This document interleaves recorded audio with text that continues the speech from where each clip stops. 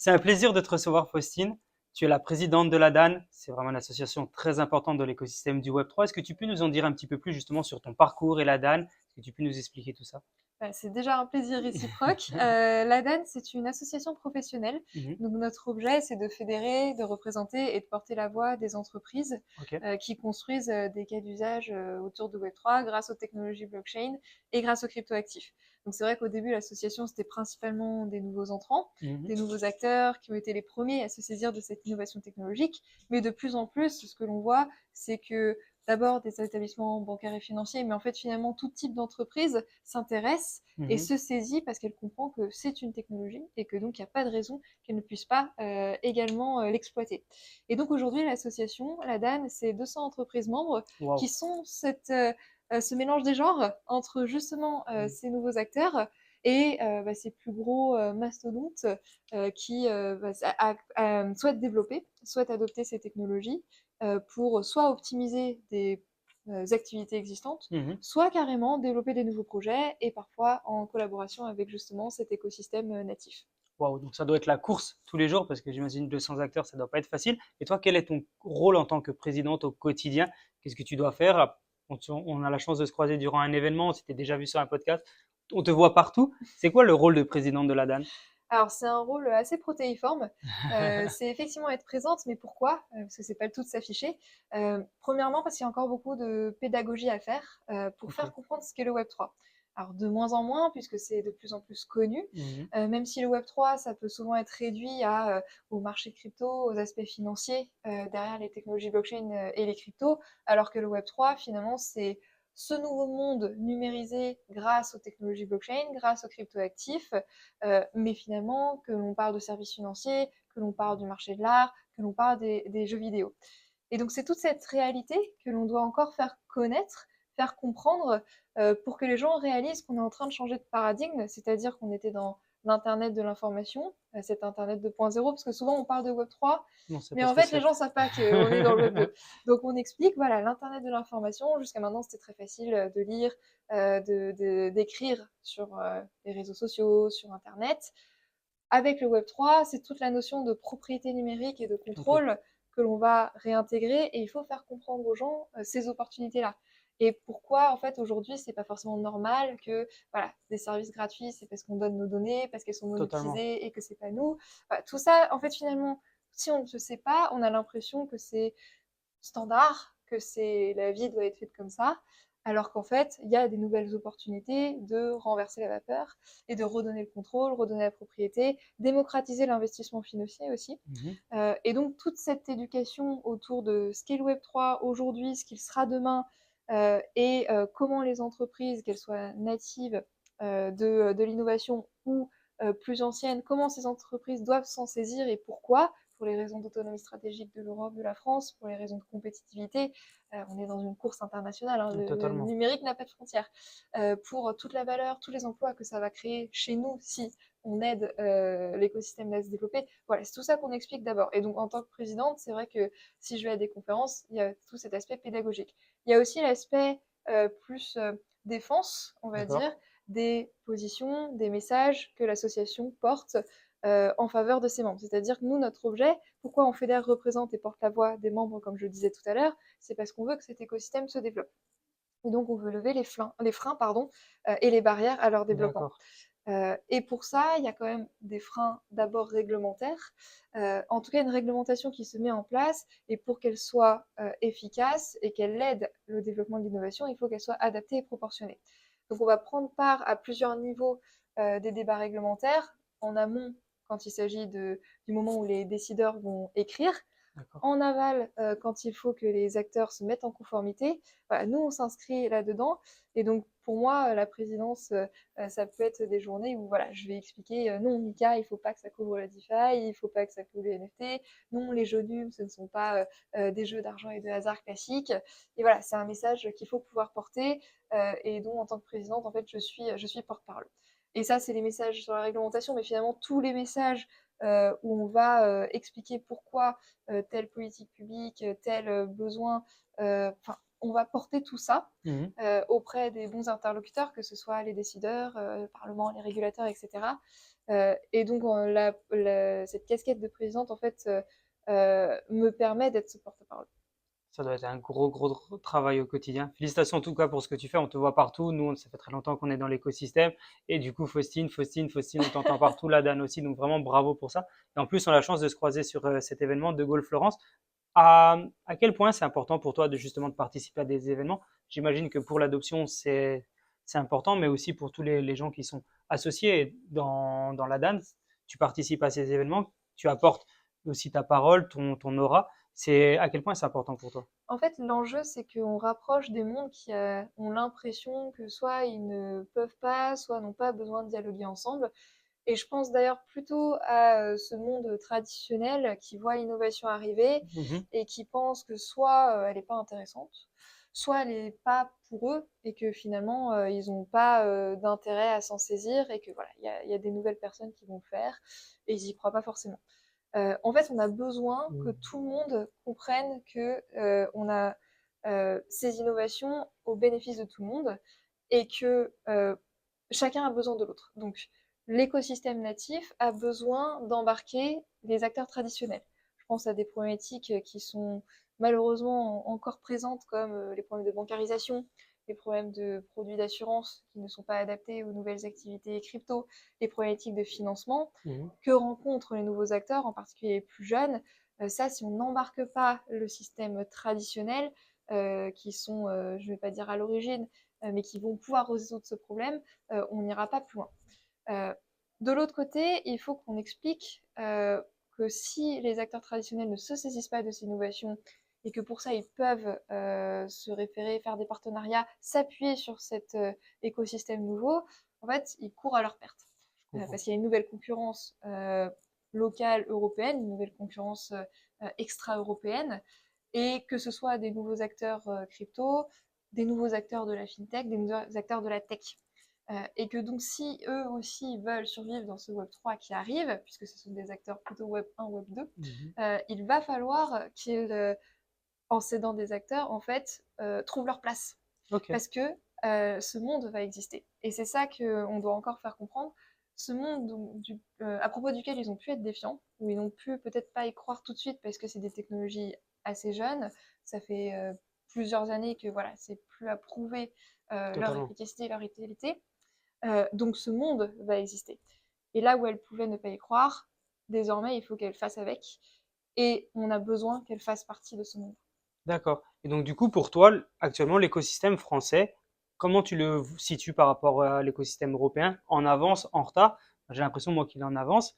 Est-ce que c'est un sentiment que tu partages aussi? Oui, l'industrie française est vraiment le moteur de l'industrie européenne du Web3, Trop cool. la plus structurée, où on a le plus d'entreprises, les plus professionnalisées aussi. Waouh. Ça a beaucoup été stimulé, alors outre des éléments, on va dire pas crypto-spécifiques, j'entends les talents qu'on a, par Mhm. exemple, dans des matières importantes que sont l'informatique, les maths, la finance, sur lesquelles on a beaucoup d'usage du Web3, des marchés crypto aujourd'hui outre ces éléments non spécifiques, mais qui ont concouru à ce que voilà, on ait des très belles pépites déjà qui se développent C'est et clair. toujours aujourd'hui, le fait que la France s'intéresse très tôt et mette en place une réglementation a permis à l'écosystème de se structurer. Alors, D'accord. la réglementation, ça peut être à double tranchant. Elle est nécessaire parce que si on n'a pas, on sait de toute façon qu'il y en aura une. Donc tant Mhm. qu'il n'y en a pas, les acteurs ne sont pas très confortables de développer un projet. Ils ne savent pas à quelle sauce ils vont être mangés, donc on a besoin de leur expliquer laquelle.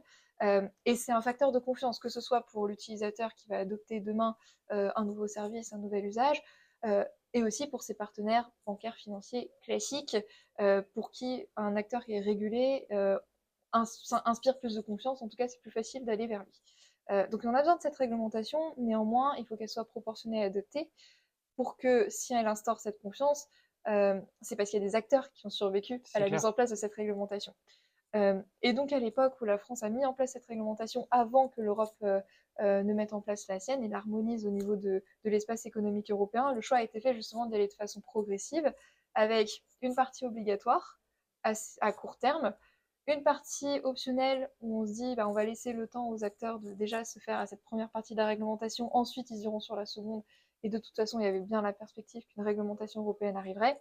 Cette Ok. progressivité, elle était justement motivée par la compréhension d'une industrie jeune qui a besoin de se structurer et qui ne peut pas allouer toutes ses ressources humaines et financières à la mise en conformité, mais qui a encore besoin d'évoluer et de développer pour être vraiment résilient et solide. Donc cette réglementation, si elle est adaptée et proportionnée, c'est bien. Mhm. Ce qu'on voit en Europe, c'est que MiCA, pour les marchés de cryptoactifs, va être une réglementation quand même assez stricte. Et donc, l'avenir dira qui seront les acteurs, et on espère le plus possible, qui vont pouvoir passer cette marche supplémentaire. Ouais, et puis ça risque de bien nettoyer aussi le marché entre les acteurs sérieux et pas sérieux, ce qui parfois C'est l'intérêt. a été la souffrance de cet écosystème du Web3. Quelle est du coup la vision de la DAN pour les 2, 3, 4, 5 prochaines années? Parce que toi, en tant que présidente, tu en as encore pour un petit moment, j'imagine, tu as beaucoup de travail derrière. C'est quoi la vision de la DAN? C'est de devenir, au-delà d'être un acteur français maintenant et d'être de plus en plus européen, c'est ça? Tout à fait. La DAN a deux ambitions renouvelées cette rentrée, mais qui sont déjà des ambitions qui ont été établies sur les précédentes années. L'européanisation de l'association. Waouh. Nous représentons 200 entreprises, pas que françaises, et notre Ok. but, c'est justement de grossir et de pouvoir représenter tous ces acteurs. Par définition, une entreprise française est européenne. Par définition, tous les travaux que nous menons à l'Europe sont bénéfiques à des entreprises européennes qui ne sont pas françaises. Et nous sommes déjà l'association la plus importante d'Europe en termes de membership, Bravo. en termes d'influence. Et le but, c'est de pérenniser cette stature et de toujours plus représenter l'ensemble de l'écosystème. Notre deuxième ambition, c'est la diversification de notre représentativité. Euh, L'association représente des acteurs de plus en plus divers et des cas d'usage de plus en plus divers Mhm. et des typologies d'acteurs de plus en plus diverses parce que c'est la façon dont l'industrie évolue. Donc on a pu être perçu au début comme une association très marché financier crypto, Ouais. avec les prestataires de services numériques, les PSAN, mais en réalité, on va travailler sur tellement de sujets qui vont impacter tellement d'autres acteurs, la DeFi, ceux qui vont utiliser des NFT, les jeux vidéo Web3 dont je Mhm. parlais, qu'il faut que l'association soit de mieux en mieux perçue comme cet acteur à la représentativité plus généralisée, et y compris sur le fait que nous représentons bien sûr des startups, bien sûr des jeunes acteurs natifs de cette innovation, Et des gros. mais des gros. Mhm. Voilà, aujourd'hui, on va avoir des gens comme Société Générale Forge, la Banque de Lubac, Crédit Mutuel Arkea, Odo BHF, BPCE, Moody's, Mastercard, j'en oublie, Énorme. qui sont des pionniers. Nous, le besoin, c'est qu'on embarque tout le monde. Encore une fois, pour les problématiques que j'évoquais, qui est que tout le monde va avoir besoin de chacun demain si on veut que l'Europe reste ce moteur du Compétitive. Web3 à l'international. Waouh, incroyable. Et là, actuellement, qu'est-ce que tu penses de l'adoption? On voit qu'il y a de plus en plus, donc tu disais, des gros acteurs, des petits acteurs. Donc ça, c'est pour la partie professionnelle. Est-ce qu'il y a de plus en plus aussi de particuliers qui sont dans l'écosystème? Est-ce que tu trouves que l'adoption commence à prendre de plus en plus? Oui, alors on a une étude annuelle qu'on mène avec KPMG et Ipsos et on mesure l'adoption par les Ah, Français des trop cryptos. cool. Et donc en 2024, on a révélé ces chiffres au mois de mars, c'est 12% de Français qui détiennent des C'est cryptoactifs. incroyable. Surtout, c'était 10% l'an dernier et c'était 8% il y a 2 ans. Donc on est, alors que on peut se rappeler, hein, 2022-2023, il y a quand même eu des petits accidents de marché, des actualités C'était pas la folie tout le temps. semi-positives, voilà. Mm, Ça n'a pas du tout remis en cause incroyable. ce phénomène, cette croissance structurelle de l'adoption.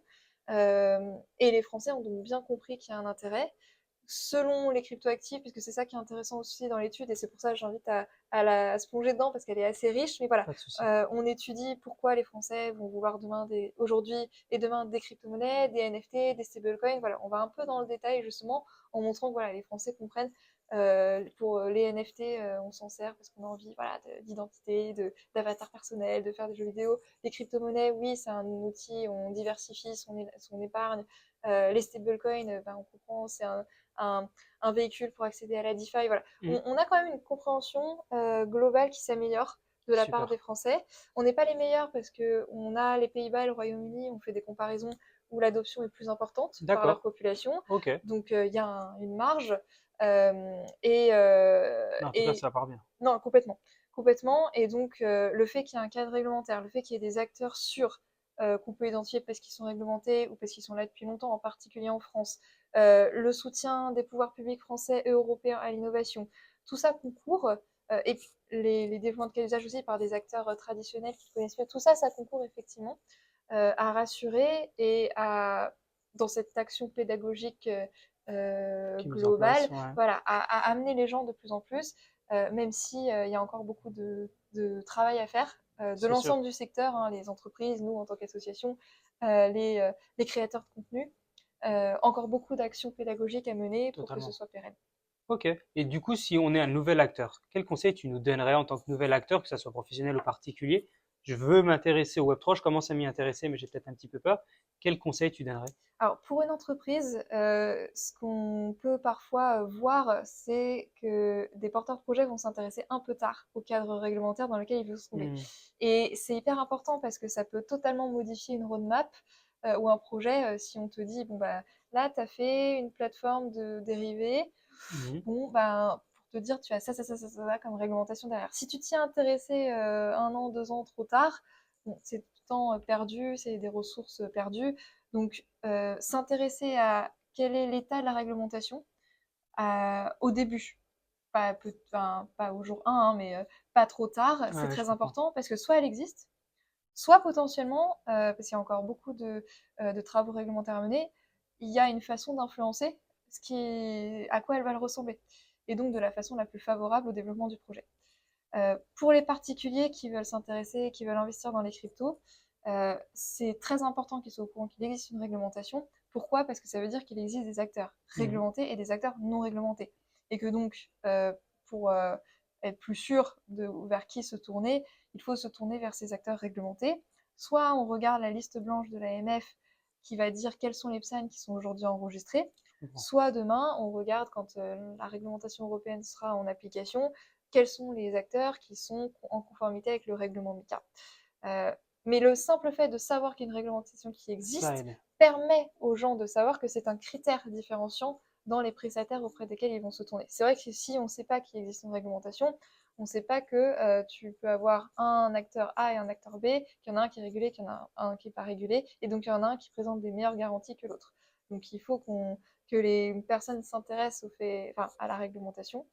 Euh, et que d'ailleurs, dans cet effort pédagogique, y compris les entreprises, et surtout les entreprises qui sont en conformité, mettent cela en avant parce qu'on le voit aussi dans l'étude. Une fois que les gens sont au courant qu'il existe une réglementation, c'est vraiment un critère sur lequel Ok. ils vont fonder leur décision de se tourner vers un prestataire A ou un prestataire B. Ok, bah merci pour cette explication. Si demain je veux rejoindre la DAN, comment ça se passe? Est-ce que tu peux nous expliquer? Ou est-ce que je dois te contacter toi? Si oui, comment? Est-ce que je dois aller directement sur le site internet? Comment ça se passe? C'est très simple, il faut aller sur le site internet. Ok, Il y a cool. un formulaire d'adhésion. On est ravis d'avoir des nouveaux membres qui nous rejoignent, de pouvoir les intégrer à nos travaux, de pouvoir les Trop bien. représenter, de collecter des informations très précieuses à l'association du terrain, par définition de nos membres, pour pouvoir orienter au mieux notre action. Donc c'est très important de nous rejoindre. Donc ceux pour qui Trop ce n'est cool. pas déjà le cas, n'hésitez pas. Foncez, rejoignez la Exactement. DAN. Ok, bah merci Faustine pour cette explication. Dernier mot sur l'événement. Qu'est-ce que tu as pensé de cet événement? Qu'est-ce que tu as ressenti? Il y a des gros acteurs, il y a vraiment du très beau monde. Est-ce que tu peux nous partager un petit peu un mot sur cet événement? Bah, c'est un très bel événement dans cet objectif commun que donc nous avons de rapprocher un monde financier classique, Mhm. traditionnel, et des nouveaux acteurs qui ont tout intérêt à se rencontrer.